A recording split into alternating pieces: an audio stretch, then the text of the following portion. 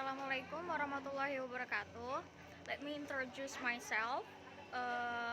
I'm Siti Raziza as the first presenter, and the second presenter is Bella Safarilla Yusuf. Here I will explain about speech act and events.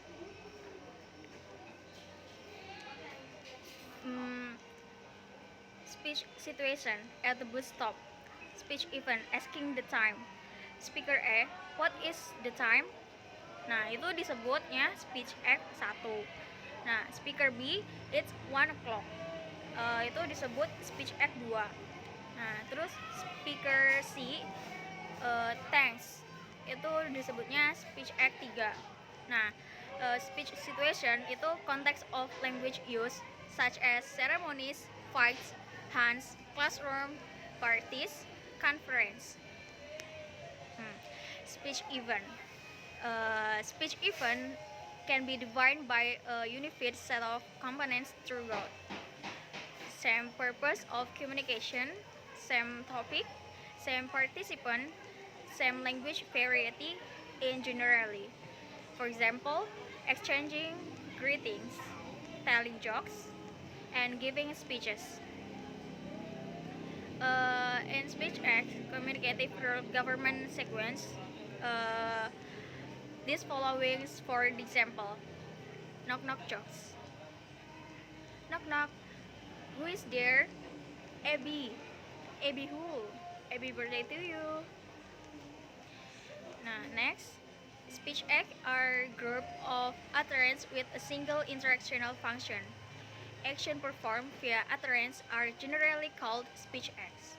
For example, a request, a comment, a greeting, a promise, and apologize. Speech act functional unit at utterance level. For example, thanking, requesting. Speech event larger unit with multiple turns. For example, job interview and extract. On any occasion, the action is performed by producing an utterance will consist of 3 related acts. These are the locutionary, the illocutionary, and the perlocutionary acts.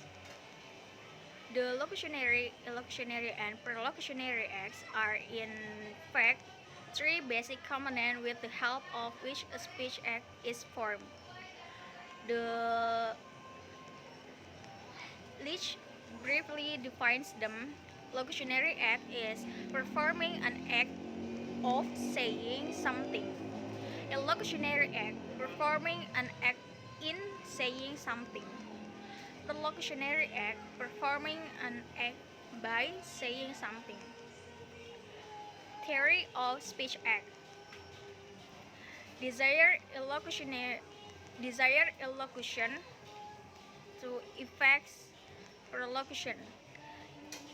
Speech act has 3 aspects. Jadi speech act itu terdiri dari 3 aspek, yaitu locution, illocution, dan prelocution. Nah, locution itu physical utterance by the speaker.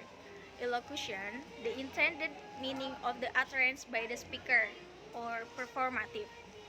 Perlocution is the action that results from the locution. For example, Alice told Tom. Nah, itu contoh dari locution. Nah, would you please itu dari illocution. Close the door itu dari prelocution. Nah, next, illocutionary force indicating device or events. Illocutionary force indicating device are supposed to be elements or aspects of linguistic devices which indicate either, depending on which conceptions of illocutionary force and illocutionary acts are adopted, that the utterance is made with a certain illocutionary force, or else that it constitutes the performance of a certain illocutionary act. In English, For example, the interrogative mood is supposed to indicate that the utterance is intended as a question. The directive mood indicates that the utterance is intended as a directive illusionary act, an order, a request, and extract. The words "I promise" are supposed to indicate that the utterance is intended as a promise. Possible, if it's in English, include word, word order, stress, intonation, contour, punctuation, the mood of the verb, and performative verbs. Ya, jadi contoh dari if it's itu dari performative verb, contohnya kayak janji, aku berjanji bahwa kayak gitu, terus aku memperingatkanmu gitu, itu contoh dari performative verb. Nah, tadi kan ada juga tuh word order,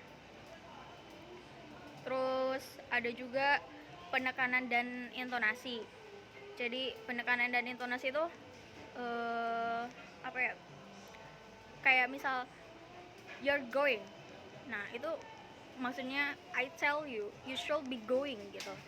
Nah, sedangkan you are going, ada tanda tanya itu kayak yang dimaksudkan yaitu I request confirmation about you are going gitu.